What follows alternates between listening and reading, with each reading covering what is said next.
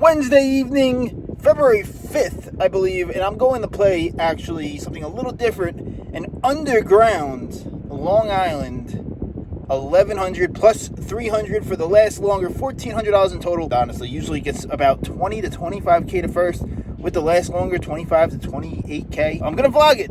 Why the fuck not? We'll get this video out hopefully tomorrow, so you guys can be like, oh my god, you get your videos out so much quicker than Ryan. That's crazy.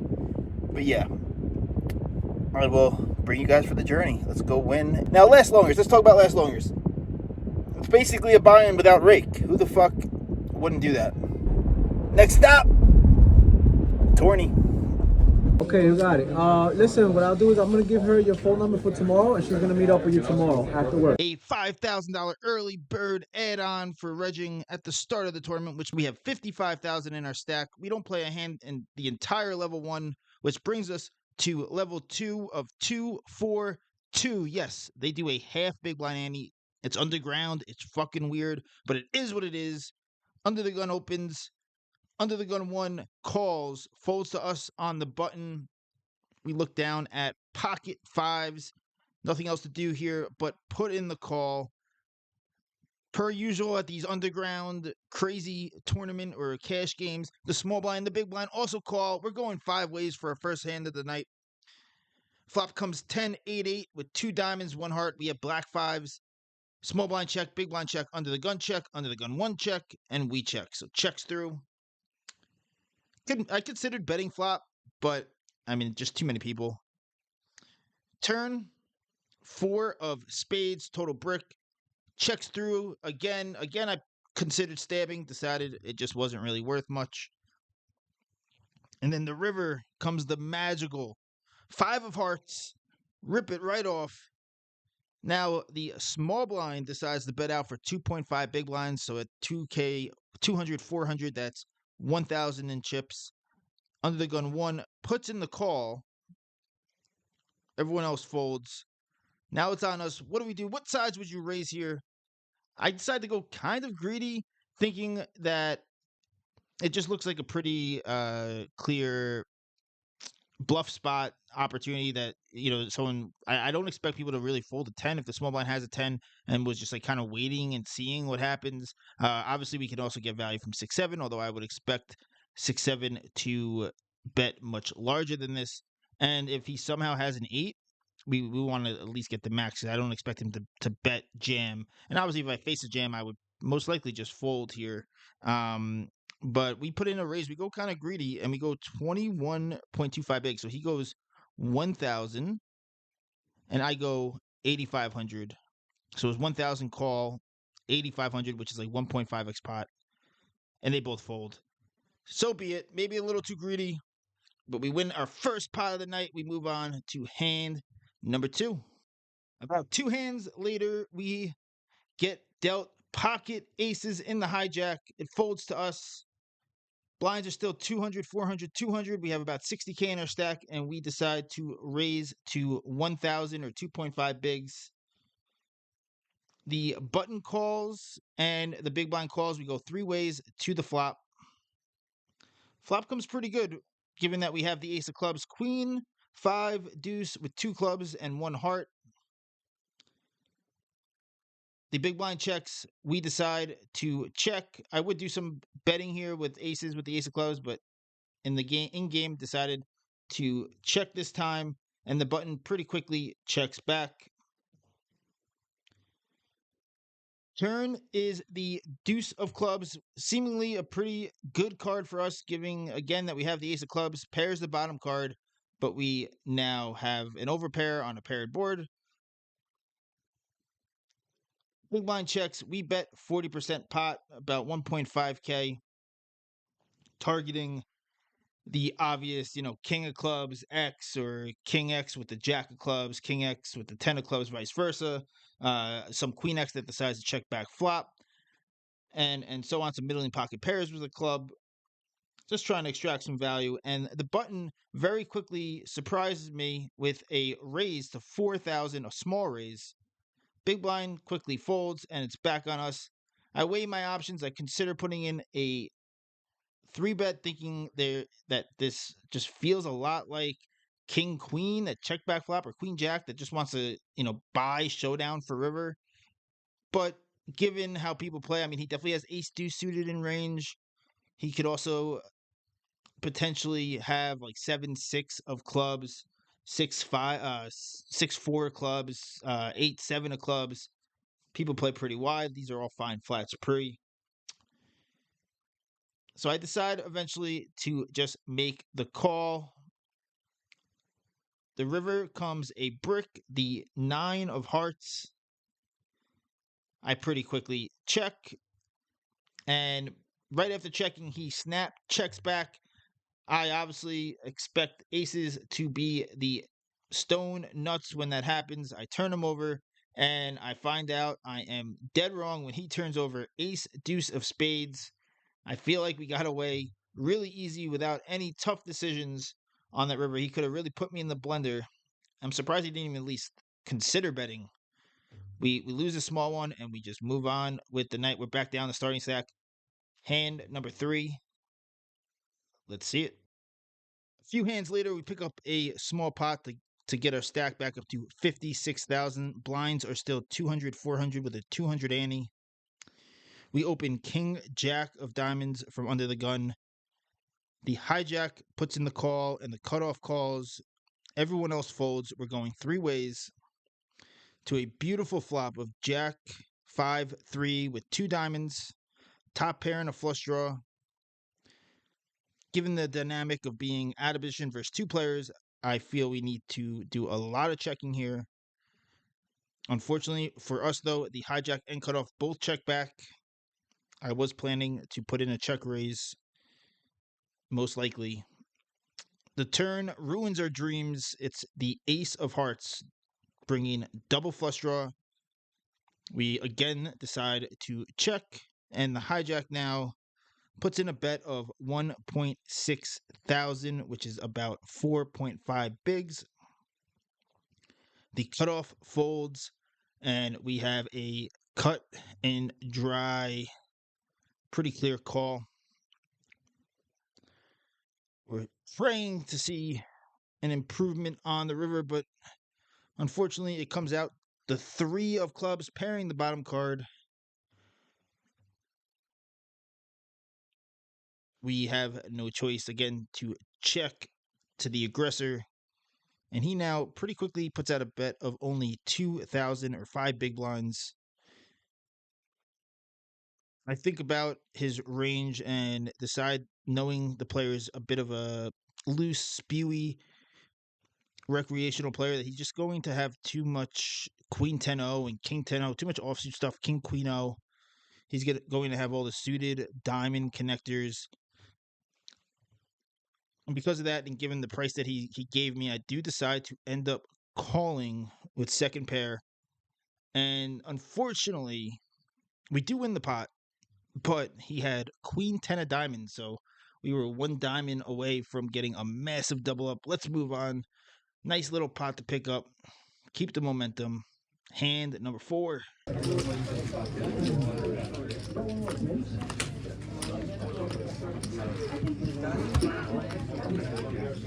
Bet. What's with this game? Refire. Look, you could still take. Really solid level. Won a bunch of pots and won a big all-in with ace king versus pocket tens. We've now chipped up to about 100,000 chips. The blinds are 400, 800 with a $400 ante. When this hand happens, under the gun limps for 800 off of about 53,000 chips. Hijack decides to put in an ISO. He's been pretty tight all night to 2,100. I look down on the button at pocket nines. We decide to put in the call. The small blind and big blind fold. Under the gun limper comes along. We're 3 ways to a beautiful flop of king 9-8 rainbow. Gotta love it. Middle set. The limper checks. The pre-flop aggressor, he checks. We put in a bet for 3,500, and before my chips hit the felt, The undergun, spewy, fishy player is already check raising to 10,000 chips. Hijack goes deep into the tank. He eventually elects to fold, unfortunately. Generally, when you have a set in position facing a check raise, you're going to do a lot of calling and let them bluff it off into you. And that's exactly what we do here. We just call. Turn is a scary one, but not the worst card in the deck. It's the Jack of Hearts, bringing backdoor hearts. The board's definitely getting more connected. When he bets out again for the same bet as the flop, 10,000. Feels kind of nonsense to me. I decide to stick with my game plan despite the texture and again let him bluff it off into me. We're in position. We can get value on the river. So we again elect to just call the 10,000. Keep the river clean, dealer. One time. Nope. The river comes out the 10 of clubs. There's now a 4-liner on the board. Any queen makes a straight. I was very concerned about a queen coming out or a 7, more so than the 10. I think 10x is a big part of his flop check semi-bluffing range, or a big part of and his turn barrel range, more so than a queen. But a queen is definitely very much in there. He now puts out a bigger bet than the flop and turn of 20,000 chips. He flings it out there confidently, and I do a bunch of consideration. And I decide, first off, if he has a queen here, he's just going to jam. This bet feels like absolute bullshit. And like I said, I think a 10 is a scary card that's very much in his range. A queen still in there, but less so. After a long, long tank, I decide to call. He says, "You're good. I missed," when he turns over ace 8 offsuit. What did he miss? Trips? The fuck he talking about? But we scoop a big one, a big swing pot. We're now up to 100 and something thousand. I want to say 150. I'll put it up here. Let's fucking go. Reg is about to end.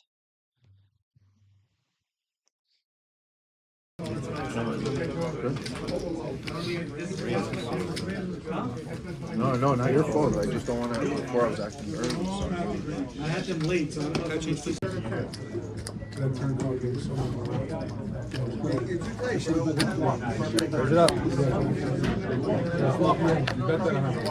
Played a super weird one.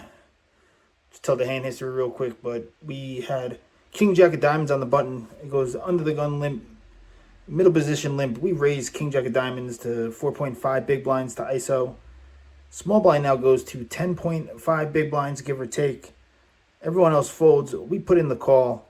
Flop comes 6-4 deuce 2 diamonds, and he just leads all in for about 50K. Blinds were 2K, so it's like 25 big blinds only, but it's a bit more than the pot. I don't think the guy's out of line here, so I don't expect to see some nonsense. So we take that out of his range. It's a lot of overpairs. In the end, I decide my edge in this tournament is amplified so much if we have a massive, massive stack of chips and put in the call. He has pocket queens. We have an overcard, so my equity consideration worked out. We have just the right price to call.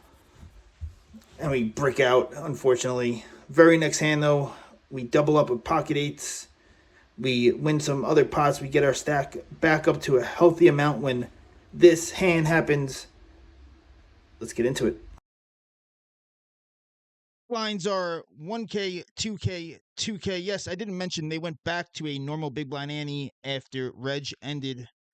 We have about 100K in our stack, and this hand is against the only other pro who I haven't mentioned, but I've been sitting next to him all night, but he's so rich now that he skipped a whole bunch of levels.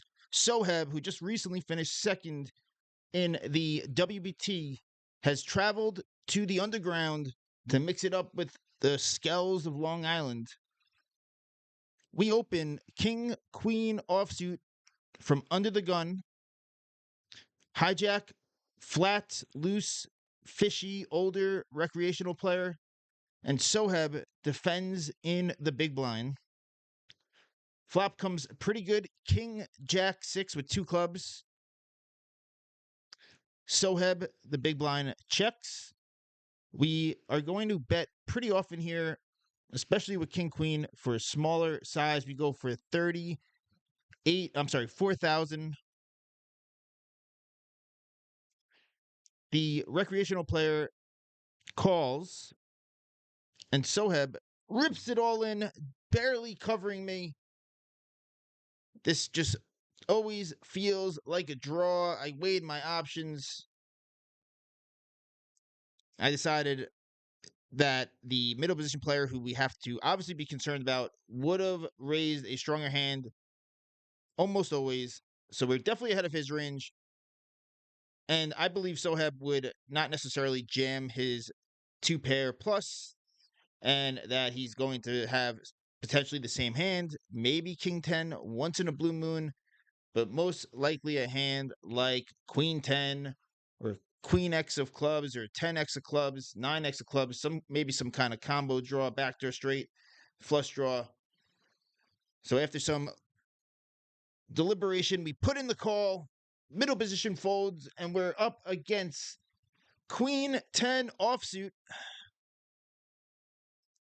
We got a fade. Turn. I mean, when you win the WPT, you run good was an offsuit ace. He locks it up right then and there, drawing dead to a chop. River bricks out. GG to me. We're out of here. We would have had all the chips, would have guaranteed a deep run. There was about 30 people left at that point. Over 30K to first. But hey, what can you do? That's poker. Get it in good and hope they don't suck out. That's what we do on this channel. And that was it. GG. I hope you guys enjoyed this. Please like, subscribe, do whatever you're supposed to do. Join our Discord to get notified when I go live. Eventually, I may be streaming some poker here on the YouTube channel. Also, if you want to see some really, really good analytical work done in regards to some ICM stuff, some final table hands that I break down, look at some of my recent videos. I love you all. I'm out. Peace.